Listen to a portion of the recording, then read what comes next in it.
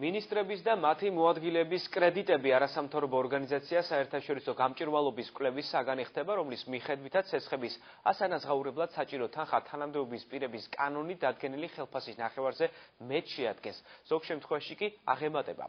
კვლევის შედეგებს დღეს დროს რეპორტიორი გაეცნო. თემას თბილისიდან მაკა ანდრონიკაშვილი განაგრძობს.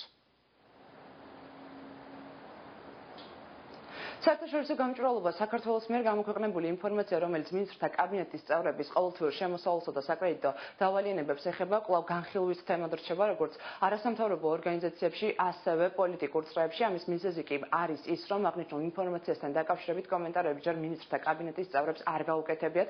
მე შეგახსენებთ, რომ საერთაშორისო გამჭვირვალობა საქართველოს გამოაქვეყნა მინისტრთა კაბინეტის დაახლოებით 10 წევრის სია, რომელსაც აქვს საკმაოდ მაღალი დავალიანებები ბანკების მიმართ, მაგალითად, სოფლის მეურნეობის ministrs ოთარ დანელიას აქვს ბანკის დავალიანება $200,000, ეს არის იპოთეკური დავალიანება და მისი ყოველთვიური საპროცენტო განაკვეთი, რომელსაც დანელია ბანკში იხდის, შეადგენს დაახლოებით $10,000, ეს მაშინ, როდესაც დანელიას ყოველთვიური შემოსავალი, ისევე როგორც სხვა დანარჩენი მინისტრს, არის $5,000. კიდევ ერთი მინისტრი, რომელსაც $150,000 ოდენობით აქვს დავალიანება ბანკში, ეს არის შინაგან საქმეთა მინისტრი ალექსანდრე ჭიკაიძე, მისი საპროცენტო განაკვეთი კი ყოველთვიური შეადგენს დაახლოებით მისი ანაზღაურების 56%.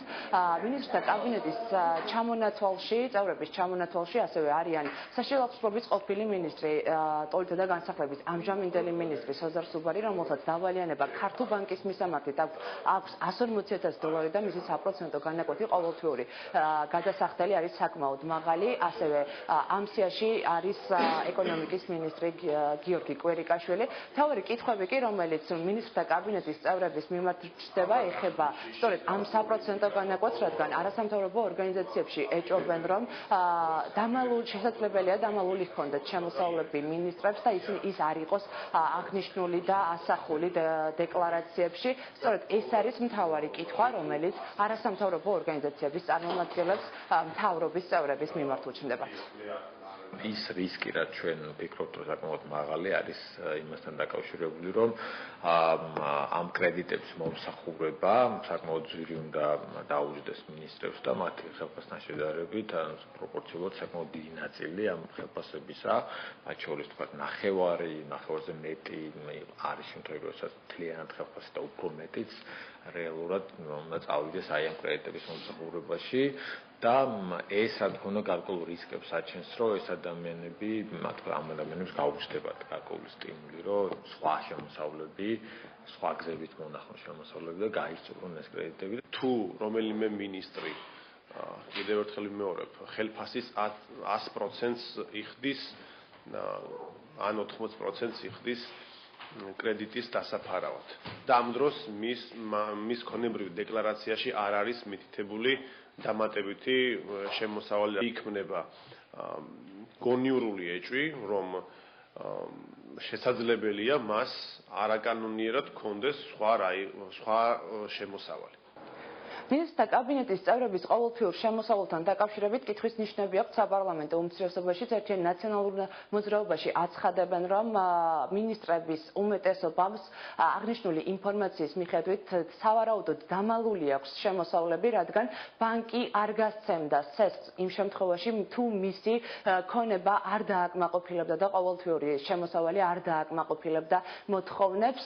ნაციონალური მოძრაობა ამბობს, რომ ეს არის ერთ-ერთი საბუთი იმის, რომ მინისტრთა კაბინეტის ნაწილი შესულია კორუფციულ გარიგებებში. როგორ შეიძლება ადამიანმა აიღოს სესხი, რომლის ყოველთვიური გადასახადი აღემატება ამ ადამიანის ხელფასს, ბევრად აღემატება. ესე იგი, ამ ადამიანს აქვს რაღაც სხვა შემოსავალი. ის დოკუმენტაციას წარადგინა ბანკში, ეს რა თქმა უნდა ვადებს ლეგიტიმურ კითხვებს და რა თქმა უნდა ჩვენთვის ძალიან მნიშვნელოვანია, რომ კორუფციასთან მიმართებაში ის პროგრესი, რაც საქართველოს განიცადა და ბოლო წლების განმავლობაში არ დაგვემხოს თავს.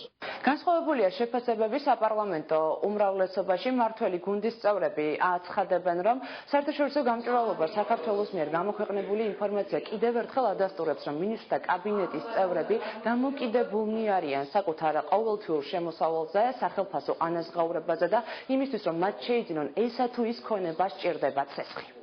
ოსანი ხალხია კრედიტებს იღებენ, იმიტომ რომ კარგად მახსოვს მე ქრთანებს როცა იღებენ იმ პერიოდში რაღაც კრედიტები ნაკლებად იყო აღებული ხოლმე.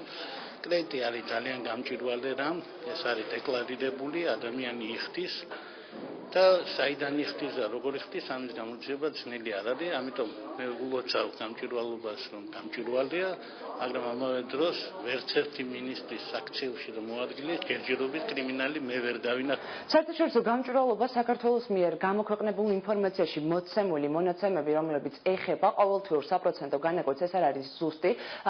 ორგანიზაციამ სავარაუდოდ გამოთვალა ის პროცენტული მაჩვენებელი, რომლის გადახდაც მინისტრთა კაბინეტის წევრებს უწევთ, რაც შეეხება თავად მინისტრებს აღნიშნულ ინფორმაციასთან დაკავშირებით და საკუთარ შემოსავლებთან დაკავშირებით კომენტარები ჯერჯერობით არ გაუკეთებიათ.